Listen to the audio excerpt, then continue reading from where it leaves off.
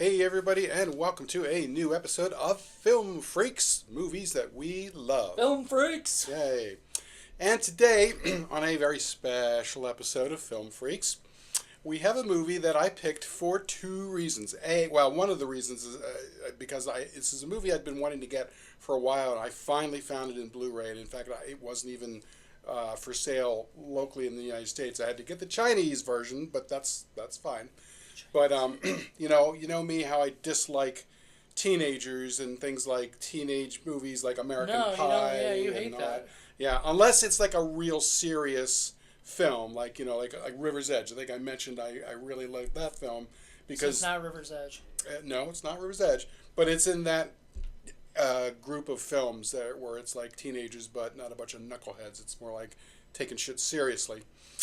And then the second reason is because this is a movie that co-stars Michelle Trachtenberg, who of course passed away from Buffy. We're big fans of hers. People forget she was actually a really good actress, and she was really good in this as well. Is this Eurotrip?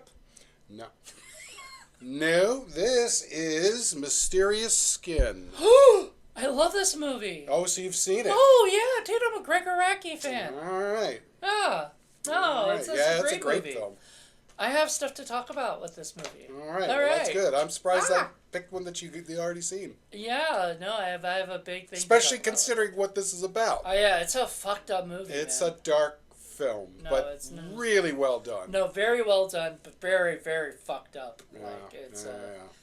So he was telling me earlier that he had a fucked up movie, and I was like having happiness flashbacks. Yeah. This isn't. It's ballpark, but not the same. It's ballpark, but not the same. Yeah, it's adjacent. It doesn't make light, sort of, in a way, like it doesn't make there's nothing light about it. likable. No, but it's a really good film, and we will be back to talk about it. I'm excited. In a few minutes. See you in a little bit.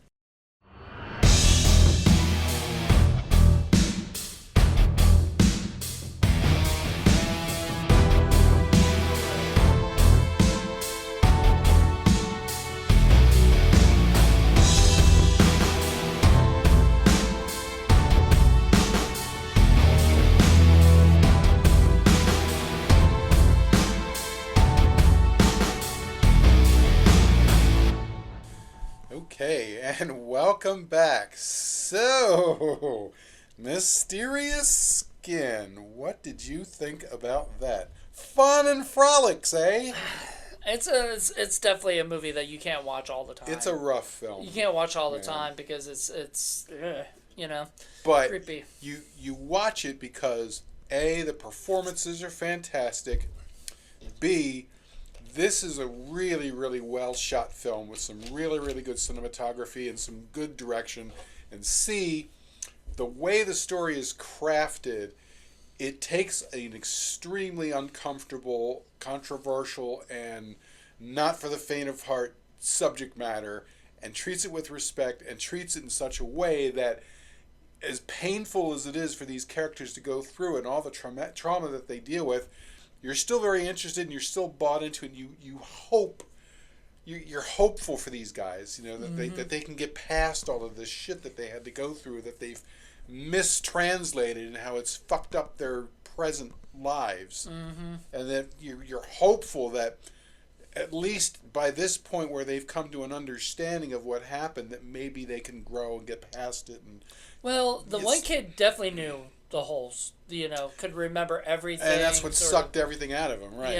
And he kind of lost his soul when he got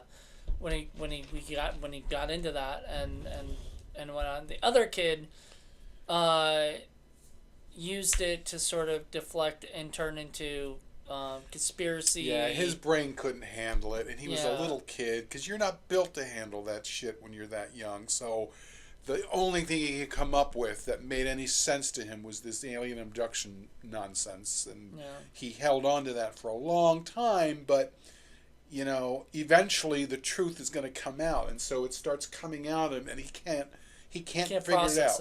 Right. So he ends up meeting up with this other chick who has a similar, as an alien abduction story, although we both think it's something beyond that because It was definitely something her beyond pops that. was fucking creepy as hell. You know what I mean? I think there was something going on with the pops, and the yeah. pops was very jealous already. You could tell that Yeah. she was talking to some other kid or whatever. But so she convinces him, hey, find out who that shadowy figure was with you, and maybe you'll remember more. And he figures out who it is, and then he goes to find him, and boy howdy, he gets a whole face full of truth after that. Yeah, and the last 20 minutes is pretty much him figuring, finally the friend putting it two and two together.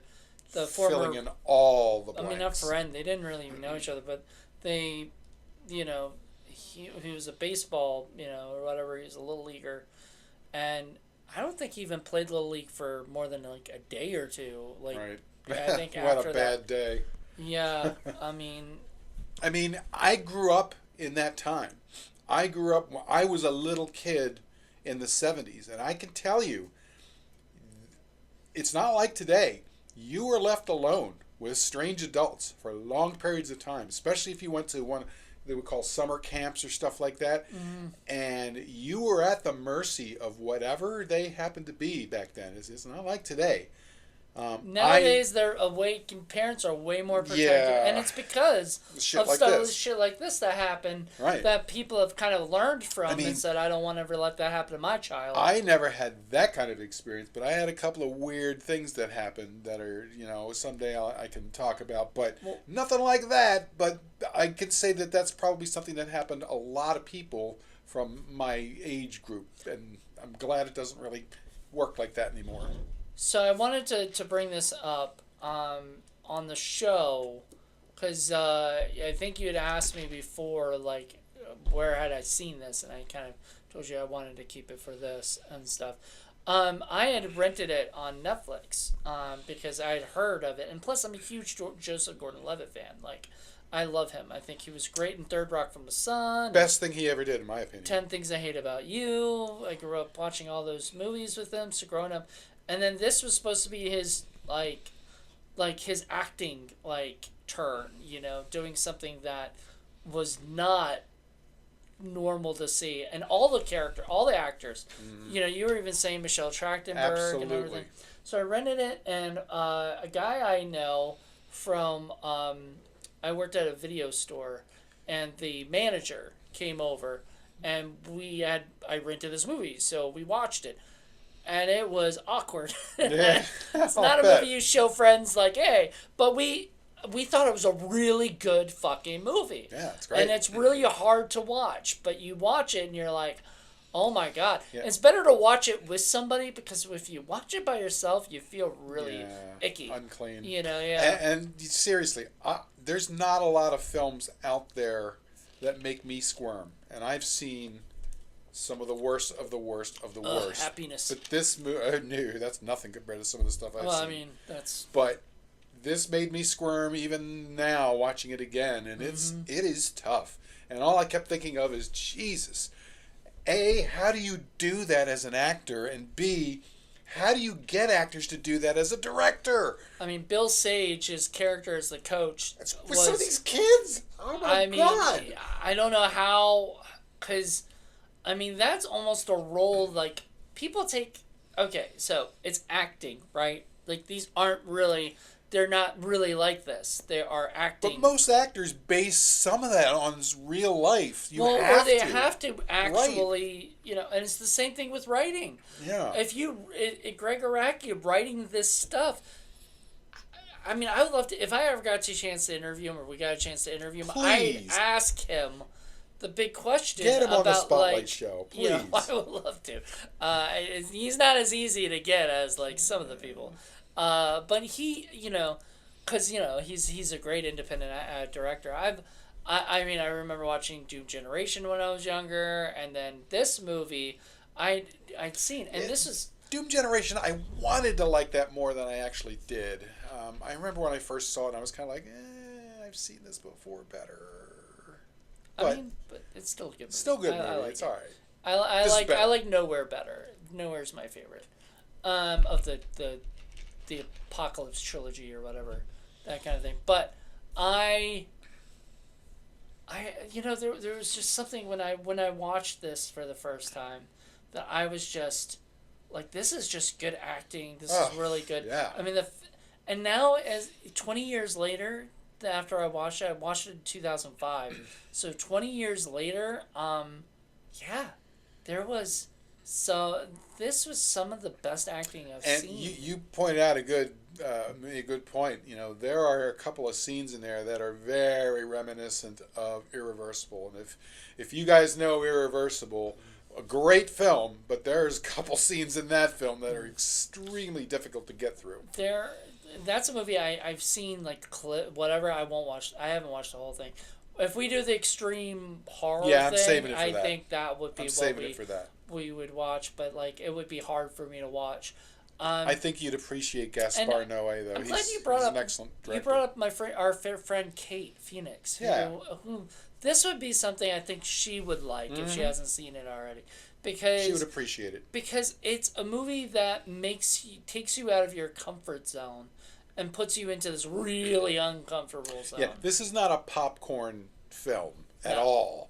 This is a serious meat and potatoes, make you think and make you feel. I don't know. I make mean, you it feel, makes you think a little bit, but like, I don't know. Like, it also makes me want to take showers. Like, 37 showers. Yeah, I mean, I don't feel like it's dirty because. But it's not like this shit doesn't happen to people. That's what makes it, I think, time. even dirtier to think is like this. I mean, this isn't just somebody made up a horror type of thing, and like this couldn't happen. Like a super. If this were like a UFO movie, right? Then I wouldn't have liked it because it would just be silly. It would have just been like every other one, but the underlying thing of it is how probably so many people have said that they were abducted by aliens might have actually been traumatic experiences that they have tried to hide. Yeah. This movie cuts close to the bone because it's based on truth. Mm-hmm. And this is the sort of trauma that people have to work through. And sometimes you can't work through it, or at least you can't until certain things finally align and allow you to. And the best of all is that even if you do, there's not necessarily any closure. Yeah, that was the one thing about the movie. Yeah. The end of the movie, there really wasn't any closure to it. It's not like he felt better. The only thing is, at least he knew the whole story, which was good. Mm. Like, the other kid knew it. But the other kid, the first kid, which was Joseph Gordon-Levitt's character, he knew the whole story, and that really fucked him up. Mm-hmm. But not only what happens to him, but how he was coerced into doing that with other kids. So awful. I want to bring something up. So the beginning of the movie, he's explaining stuff, and he says that when he was a kid, he saw his mom having sex with a guy he liked or whatever. He thought it was cute, and he got his first, At 8 years old. Yeah, he came for the first time or whatever, which is so gross to have to even think that a child would be. Yeah, I mean, I was surprised you made it through. I mean, you got through happiness barely, but. Well, I've seen this movie. I knew the whole implications and everything like that. It was better than Happiness, where I didn't know what was gonna happen. Like, if I could watch, if I watched Happiness again, I'd be more aware of what's happening. Happiness has a very disturbing black humor that goes along with all of this stuff that makes you very uncomfortable. This doesn't have that at all. I don't think there's any humor in it at all. Like, it's a very dramatic movie. No. Movies that people, like you said, just Jen probably couldn't watch. My dad definitely would hate this movie because my dad's theory is like, I understand that this exists. I don't want to see it. I don't want to know about it. It's better that I don't see it and don't know about it. Me, as a writer, I sort of feel like I need to sort of see stuff. But this is why all the time Hollywood gives us this kind of shit on teenagers. That's why you pick that up there? I much rather have this. You know what I'm saying?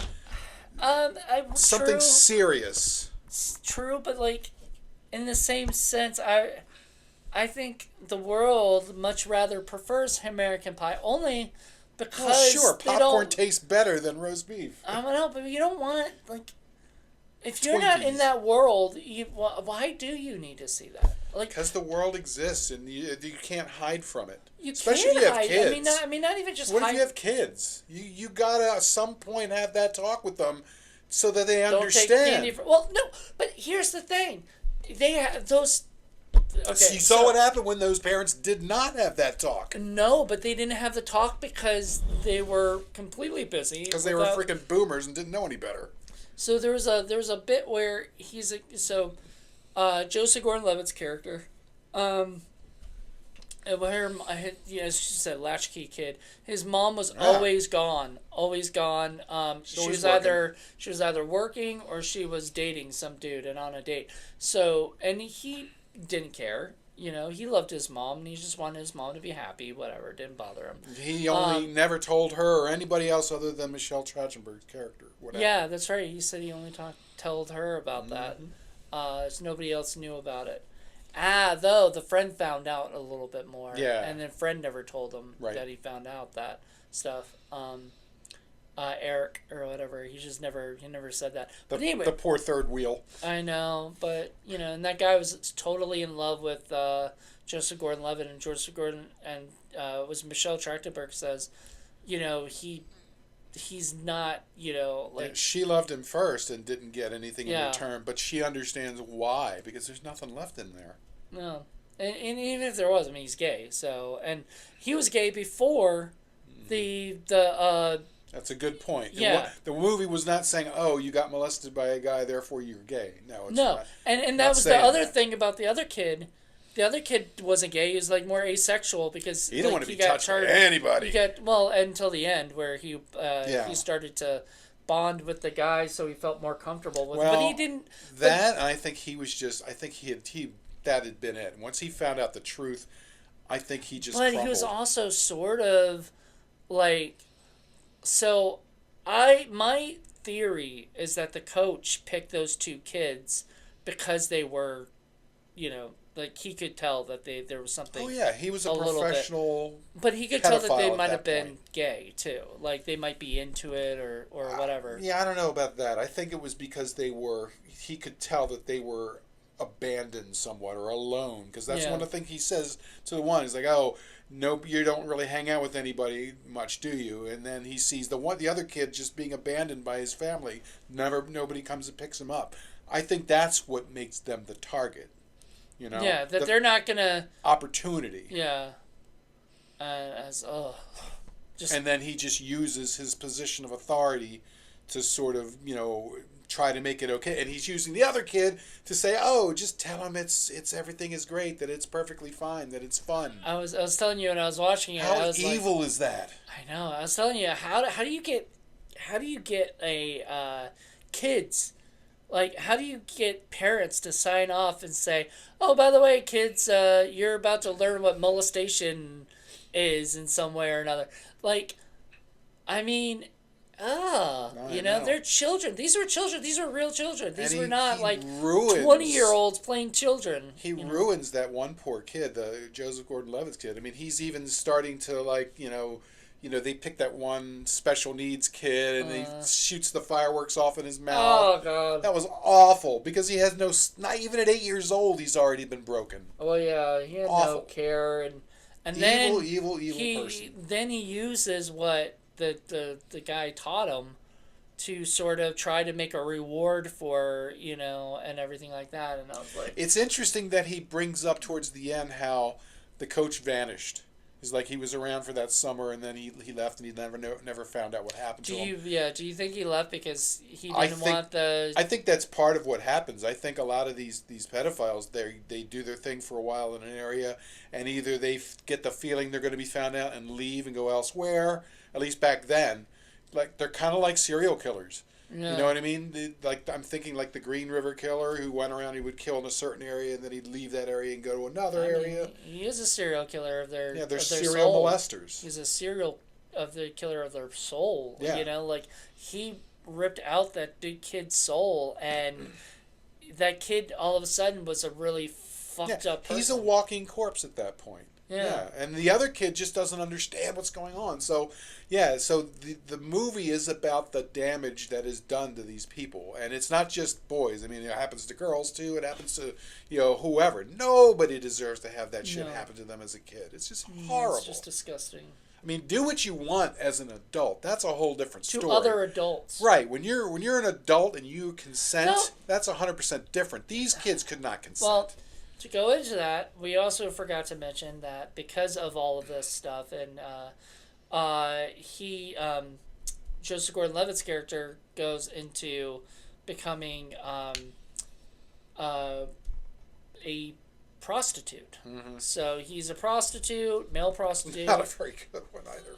Oh, he doesn't. He takes way too many chances because I think he just doesn't care.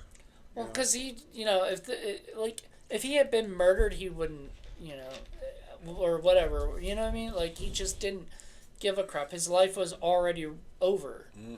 The minute. And the other thing I want to point out is the parallel again with Happiness. At least the guy in Happiness, as bad as that is, because he's in sort of a similar situation of a coach taking advantage of little kids. At least towards the end of the movie, the guy feels genuine. It seems to feel genuine remorse. He seems to really be ashamed that what he's doing, and he can't stop himself, and he wants to stop himself. Mm-hmm. And he sees that there's a line, because at one point his own son wonders why he can't be as special as some of these other kids, and it's like that's the bright line that he won't cross. You get the feeling that the dude in here, there are no lines to cross for him. He'll just do whatever. I mean, you saw the house. The house was made for kids, and when stuff. I told you the connection about where the other kid puts his arm inside the dead critter, and then he was like, "Oh shit! Now I know what that's referring to." Yeah. It was like, oh, basically fisting. Rough. That was. They bring that up and everything, and I mean, it was. It was just, and it took place in like the 80s and 90s and stuff. And it was just so creepy, like, it was like, 10 years, right, basically. It's 10 years, 5 months, and 7 days or something like that, right? Since they had met. Yeah, because he's been obsessed over it. Because he's had all these nasty dreams of aliens. He keeps dream journals with all the stuff that he's been going through. And it's funny, because he drew one of them, and the friend was like, "So what's the deal with what's the significance of the alien wearing the baseball cleats?" And we know what it is. And he kind of knew, I think. He knew that there was something. He says, "I don't know," but I think he's beginning to figure it out. He's starting to figure it out. It's starting to come back to him a little bit. Because he knew because remember, he found that, before he met the guy, he found the picture of them on the Little League. Right. So I think he knew that the alien wasn't an alien. But that is a brilliant move to do on the filmmaker's part, because you're putting the audience in the position of like, we know, we want to reach out to these characters and say, dude, this is what happened, but we can't. Yeah. But that was the good thing about. I was so glad that Joseph Gordon-Levitt's character met with him, even though it was after a shitty, terrible night of getting beat up by a guy. That was awful. That was rough. That was the irreversible bit. That was one of the roughest parts of the film. Yeah, because, I mean, you have to wonder if there are people that do this kind of shit and stuff, the degradation that he goes through is just difficult to sit through. So the rest of the movie, I mean, throughout the movie, there's stuff like, at first, Michelle Trachtenberg's character is leaving to go to New York. Wonderful She wants to get out of the town. She wants him to come with her, but he just has no desire to leave. She's like the beating heart that he doesn't have anymore. Right. You So he eventually decides he's going to go live with her because, and that's about the time the guy finds out about where to go. So he shows up the wrong day. Yeah. Picks the wrong day, and you're shit out of luck, kid. Elizabeth Shue, man. Oh, great. She was so great in the movie. She played Joseph Gordon-Levitt's mom, and it was some weird thing. Like he was like, like grabbing onto his mom, like, like there was a lot of touchy-feely stuff where I'm like, I love my mom, but I you know, like, I would never have done that, you know? Like, I never would have, you know, I don't think so. Yeah, there I mean, was a lack of personal boundaries there oh, and between them. you even, like, said, oh, having a cigarette with your kid, like, Yeah, the she's like same smoking shared. and passes it, and they're like sharing it. I'm like, that's not what you're supposed to do. No, it's a little bit, and so I think he just never had those like boundaries, Right. you know, and stuff. He Right. never got told that there's supposed to be boundaries between people. So when the and we see the first day that the coach brings him to the house, and Oh my God! that's It's just the full of games and full of snacks that little kids would want because that's how he bribes them. yeah, he just has them have like, because in the beginning of the movie, the way the first shot is I think it was Joseph Gordon-Levitt or something, but with like Fruit Loops falling on him and everything. Then later we see it's a kid Right. that had Fruit Loops because what is it the coach was throwing it up in the air because as a game, and the kid was thinking it was fun and funny, and that was the beginning of the You end. don't know the significance of that until that scene later on. And then you know it's the beginning of the end. That's Yeah. when that's the end of his soul. Like that was when he got it ripped out. And So yeah, this isn't really a date movie, but No, if no. you enjoy excellent filmmaking and excellent writing and excellent acting, this is a movie you must see. If you can get past some of the super rough stuff, and it's a tall order for some people, and I get it. But if you can manage to get past that, I highly recommend you check this out. I highly recommend you watch Irreversible as well, because the whole point of that film is taking the movie and showing the narrative in complete reverse order, and how it doesn't make sense until you do that. It's fucking brilliant. But again, it's got some shit that you have to get through, some strong I'm surprised stuff. you kind of like, because it has a lot of LGBTQ stuff in it and everything. And I know you're an ally, but like I like, it's that a lot of that stuff's got to make you not really kind of grossed out by it, because like there's scenes where we see Richard Rule in a part I never thought he would play. Oh yeah. And he brings Joseph Gordon-Levitt to a hotel room and basically goes down on him. And yeah, you can hear the gulping and everything. And it even says gulp in the subtitles. Yeah. And we were like, and it was nasty because it felt real. It Well, felt like and that's you were just there. it. And that's a good point that you bring out, because that has nothing to do with LGBTQ stuff. That is transactional sex between Right. people who don't give a fuck. You know what I mean? And that doesn't really matter what your preferences are. That's just unclean and unhealthy and not good. You know what I mean? No. I'm not going to judge you if that's what your lifestyle is, but that is not the same as a normal, healthy relationship. Which he's never going to have, or whatever his character's never Right. going to have. Now, I did want to bring this up. The writer is Scott Helm is the book writer. He's the author of it Right. and everything. Greg Araki wrote the movie based on the book. I Not wonder sure I how wanna much read. of the book is I'm very curious. I don't know that I want to read the book. because you feel like there'd be some more information. I get the that- feeling the book is probably stronger material. Yeah, you think it's more graphic? You know? There's 'Cause probably a lot that they weren't able to put in. Well, here's the thing. In the movie, even though it does feel graphic, they do stop at certain things. They're not going to show like I wouldn't say any lines were crossed. It's not John Waters. no. Well, it's a little John Waters. Yeah, but there's no like bend over and show us your insides through Uranus. There's nothing like that. No, but there is a scene where he says "fuck me" and "fuck my ass" Yeah, and blah blah blah blah blah. Which you were like, Oh, they say you that. would never write that line. They say that in Marvel all the time. Come on. No. No. But you were like, you would never write that line, and I was like, no, I would not. I would not.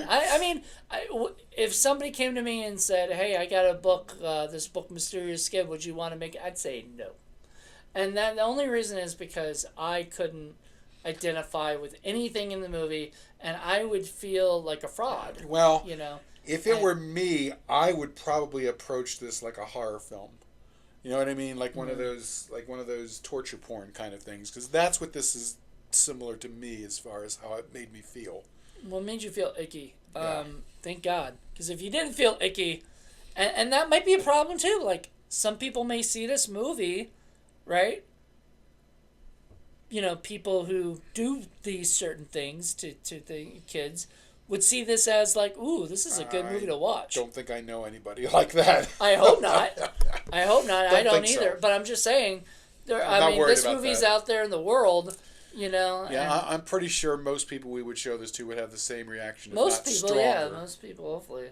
if not stronger. But yeah, like Kate Phoenix could watch this and she could have the same emotional reactions, but also at the same time put that aside and appreciate the craftsmanship that went behind the making of this film, which is why someone like her would be great to show this to. Just Jen would cringe the whole time. Just Jen would appreciate it, but she would be. I think this movie would make her very, very sad. I don't want to make Jen sad. It's a very sad movie, yeah. Yeah, no. I mean, it shows things that, like, not many people would ever dare touch. And that's because it's such a sensitive and scary topic, Sure. you know, and everything. And like I said, I wouldn't touch it because I can't feel any connection to it. But it's it's a story that Hollywood's not going to tell. It's not going to go near a narrative like this. I wonder. So, art is therapy. Very much so. And so I think if something similar or something that the writer knew about, and he had this information and he decided, because I feel like this isn't necessarily all fictional. I mean, so if he wrote this, Scott Helm. If he wrote this, you know, and put this out and or whatever, I think he was probably doing some therapy. He was writing it out, getting things out, changing names and characters and stuff like that, so to you know, get in trouble. I like to think too that if there's somebody out there who sees this film who has experienced something similar, at least they can feel like, okay, I'm not the only person who went through this. Yeah, the same thing that happened in the movie with the alien abduction stuff, where she's watching that thing going, there's other people who've been abducted, and they're describing the same exact thing that I'm describing. Right. I've got to meet these people. So you know? really, this is kind of a public service in a way, if you look at it, because you're giving a certain segment of the population, and God, I hope it's tiny, that lets them identify with something in a way that they would not be able to do except maybe through therapy. Well, so I wrote a script. I'm planning to write or direct someday as a short, you know, and everything. I wrote this script and changed the outcome. Like, everything else was real that actually happened, except the end of the movie, right, and stuff. And so I changed that to have a happy ending, because in real life, the unhappy thing happens. Oh, like in The Player. How did it end? Up. Well, it was a happy, but it wasn't. I mean, it was basically my therapy, because it was what I wish I had done instead. I wonder if that's sort of what happened with this. Like, where he knew a guy who also went through the same thing he went through together, and he didn't get a and chance then to he tell never him. got a chance to tell him. So he wrote a whole movie about it to, you know, like, get that out there. Or the writer who wrote the book maybe. And that's what I'm saying. Yeah. No, I don't think that was Greg Araki who did that, but the Scott Helm, I think maybe he did something like this. It's possible. I don't know. At some point, maybe I'll read the book. It's just, I don't know that I'm quite ready for that yet. The movie is enough for the moment.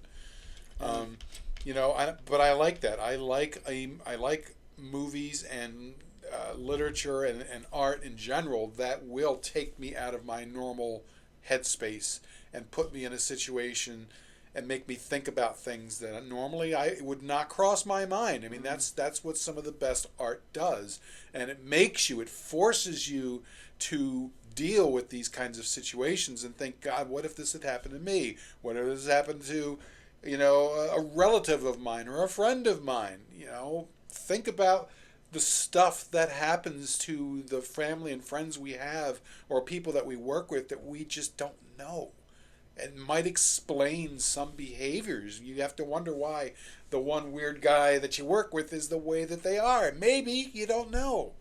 You know, we don't know what people have gone through. We don't know what trauma that people are carrying like a freaking rock on their back day to day. Life is tough, man, and it's difficult to get through life unscathed. And you know, good luck to those who manage. But there's gonna be shit out there, and we all have to deal with it. And that's the other universal thing about this film. You know, fortunately, we don't all have to deal with that, but there's gonna be shit out there that we have to deal with. Mm-hmm. You know, so I think a movie like this helps people go through that.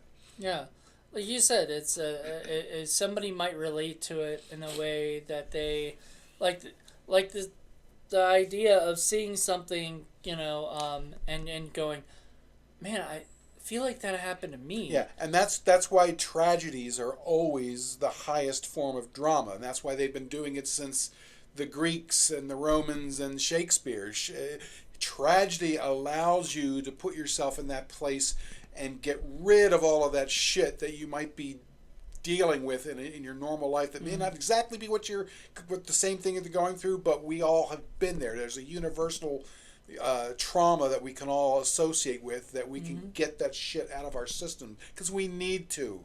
You know what I mean? We have to do that. Comedy has its place too. Comedy is also very, very important, but tragedy is almost psychotherapy in that sort of idea. So I mean, you know, so the thing that Joseph Gordon-Levitt does in the movie, which is where his character as a young child, which we meet those kids, man, I feel so bad. Oh god, the kid actors were great. They were great, but I feel so bad for them.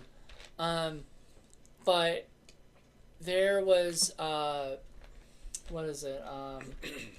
There was stuff with the Joseph Gordon-Levitt growing up, becoming who he is as a person. Had he not been through that trauma, he probably would have been okay.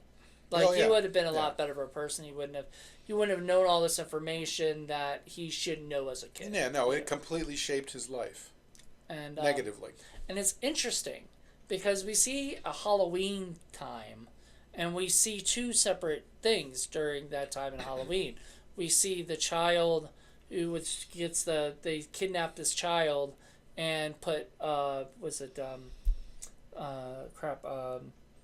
fireworks in his mouth, blow him up, and then he does things to the child or whatever because that's what he thinks. He thinks that'll make him happy, which is part of his fucked up childhood. Is like that's what he sort of learned. 8 years old. At 8 years old. So, but then you see the other kid, you know, he got picked on and beat up, and then all of a sudden he's down on the ground, and then something comes at him.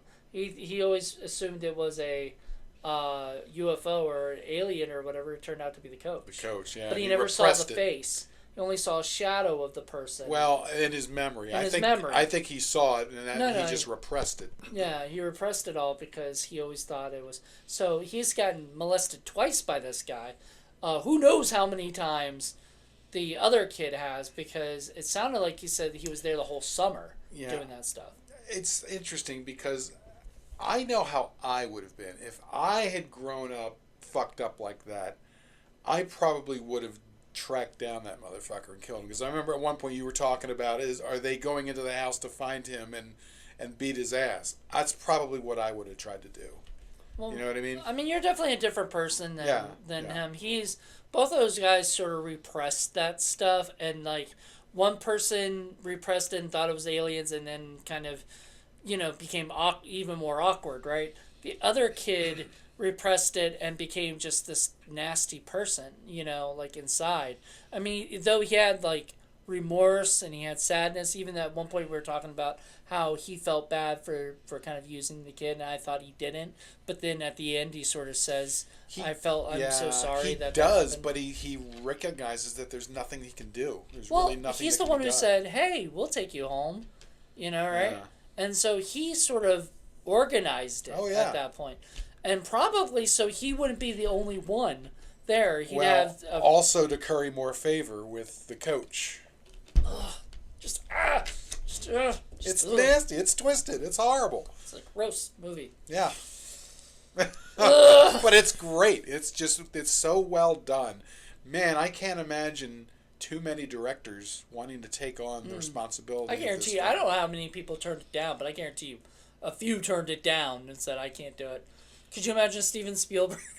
And I love the fact that Michelle Trachtenberg did this, and she's like, this is right after her squeaky clean Buffy persona. You know what I mean? Let's try to do something completely different. Maybe her character wasn't as like that, but at least she was in that world and existed in that. And she was kind of rough. She had to smoke, and she knew some horrible secrets, and it was nice seeing her like that because she had some talent. That's for damn sure. There's that one bit where he does this stuff to the kid, and the guy and he says, "She never looked at me the same way again." Yeah. And I was like, "Oh God, of course not." You're now showing her like this side of stuff that kids should not be seeing, Right, and right. stuff. And this is the world. This is what they're afraid of with like child actors dealing with and stuff. And that's once again, having children actors doing this stuff just makes me feel weird. Like I don't know. It's just kind of creepy. I don't know. You got to have handlers on the set for kids. Oh, of course. So stuff like that doesn't happen. And I guarantee you that Bill Sage the whole time was so super nice to I can't imagine what he went through with that. Because he had I hope he's not a method actor because that's. they gonna don't be rough. show them going. He's kind of looking behind, but even so. You can kind of hear things. It's just gross. Reach up there and tickle my teeth, please. So gross. Yeah, eek. It's just, and that's another thing is what is it that twisted him around? He probably was molested too. We talked about this earlier, and I was almost not going to bring it up, but I'm not going to say who. But somebody had once wrote that this was sort of common in the world of like adults, or older teenagers or whatever, kind of molest the children that are gay so that they're, ready for, getting out into that world and stuff. No. And somebody brought that up as if this should be normal, and it should not be normal. No. And I hope it doesn't happen nearly as much as this might have is been a thing. This is a trauma chain. This is like if you were to be mentally or physically abused as a by your family, and then you become a person who does that to your kids, and then their kid who ends up having kids and doing the same thing. It's a chain that keeps going until someone in the line breaks the chain and says, enough, I'm not going to do this. And that's where you kind of hope these guys, now that they know the truth, are hopefully going to break the chain. You're hopeful. The movie ends by saying, okay, there's not much they can do, but there kind of is. And you sort of hope that they go in that direction by just breaking the chain is enough so that the next generation, if there is one, doesn't go through all that and they start clean. Would you consider that the Doom generation? Yeah, sort of. But that's what happens. This coach, somebody did that to him. Uh-huh. And whoever did that to him, somebody did that before. You know what I mean? You don't get born with that. You're made into that. Right. Against your will, most likely. Yeah. And usually at a time when you can't understand it, you're physically unable to run away, there's nothing you can do, and that's what makes it worse. You know what I mean? Especially when you grow up as an adult. Mm-hmm. And yeah, it's rough. I applaud these guys for making the attempt and doing with such a serious subject matter and doing so well with it. Really well done. Just thinking that I'm glad I watched and that we watched Dogfight first. I don't know, maybe we should have watched Dogfight second so we had a happier movie to end on, because even though it ended on sort of a, it ended where it's slightly hopeful. I think. Slightly hopeful because it didn't end in tragedy. Nobody died, Right. but and it ended in this hope that maybe now that he knows the truth, he can sort of move on, and maybe they'll be greater friends because of it. It's not like Oedipus where he learns the truth and pokes his own eyes out in response. You know what I mean? The guy learns the truth and he suffers, but it kind of bonds with the kid, and I Yeah. think they're going to become good friends. He's going to be part of that group now. I like to think that both of them are able to, because of their shared experience with this, and they finally get through it, they can move on past this. At least as far as the other kid goes, I think the dreams for him are going to stop now that he has. No, he's going to stop, and then Yeah. I think because he's already been hanging out with the other kids, the friend and everything, a lot, and become really good friends with him. Because we see a lot of that, which I really like that. I like that he had his first drunk with him. They were doing stuff that you know what I mean? Right. He was sort of corrupting him, he said, and I thought that was sweet. Because even though that guy's, I don't know if he's gay or asexual or if he's into girls, you don't know. But he has no interest in his family. All he has interest really is he was in figuring out what the heck was going on and everything. And so he, and then, I kind of felt bad for the friend though. He seems like he's going to go through his whole life as the third wheel, who's never going to maybe not. never going to get that other person for himself. Or maybe he'll have to move on from that friendship and go on and strike on his own. It's possible. Again, there may be more answers and more details in the book, so that's why I'm kind of curious about it. I mean, the movie I think ended on a somewhat positive thing. It's not a happy ending, but it's not sad. It's the idea of this shit happens sadly in real life, and that's why I'm curious what Jackie would have to say about this now that she's going through psychological all her stuff. Yeah. Well, I But mean, she could I think talk it's a a lot different about thing. trauma. I think it's a different thing for trauma. Like it's a different kind of trauma. Like what she talks about narcissistic abuse, and this isn't that. This is molestation. But I gotta feel there's a lot of narcissism in that coach.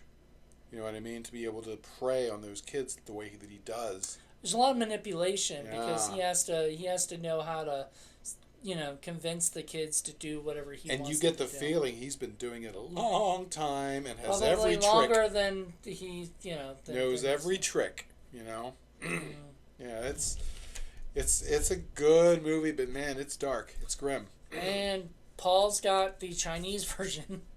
Well, I couldn't find like a regular Blu-ray I version. know it's not on Criterion or anything, which is shocking. Yeah. I think they were trying to see with the Apocalypse trilogy, whatever thing that he did, that if it was something Greg Could Araki be, was. but yeah, I'd love to see Criterion put out a version. Ebert and Roper gave it 2 thumbs up, or way up.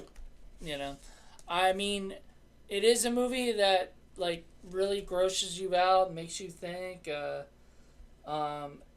Somebody says, New York Times, A.O. Scott says, a gorgeous, heartbreaking, utterly convincing work of art. Let's see, Extraordinary by Glenn Kenny Premier. That's 4 stars, which I think is out of 4 stars. And that's what I mean. It's difficult to go from popcorn to filet mignon. I'm just interested in filet mignon. Well, I mean,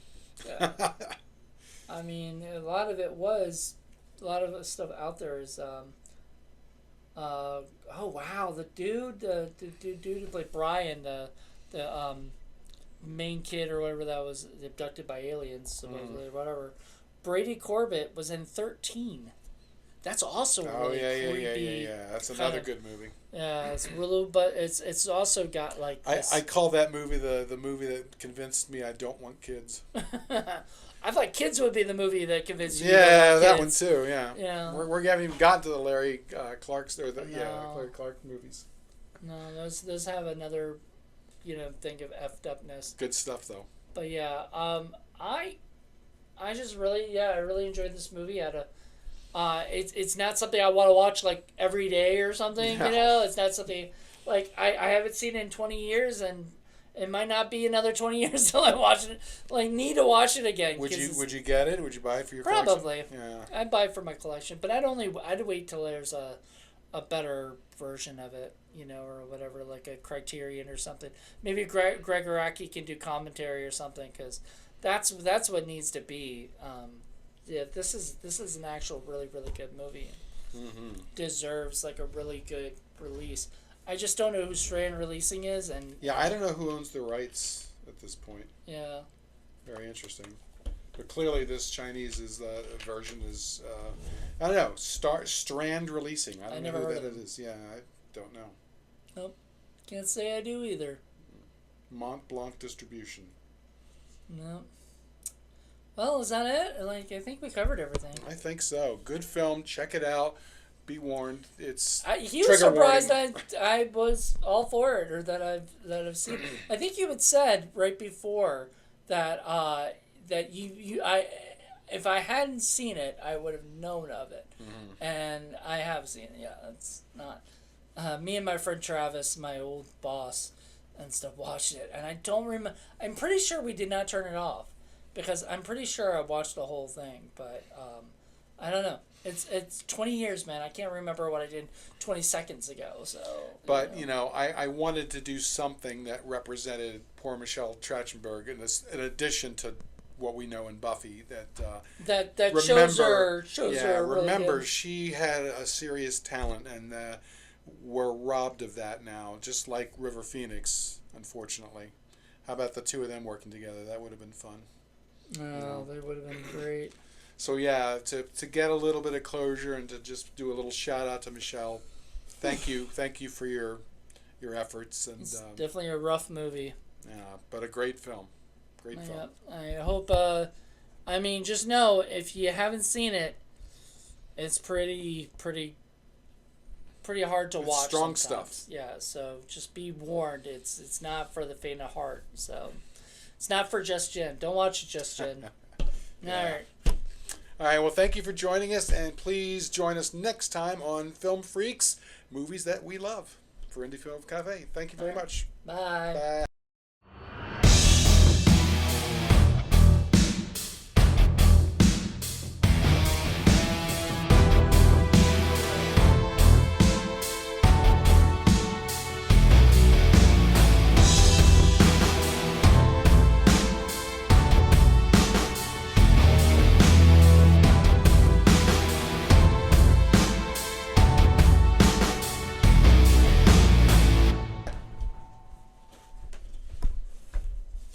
Stick it up my ass, slut. I don't know if I love this movie.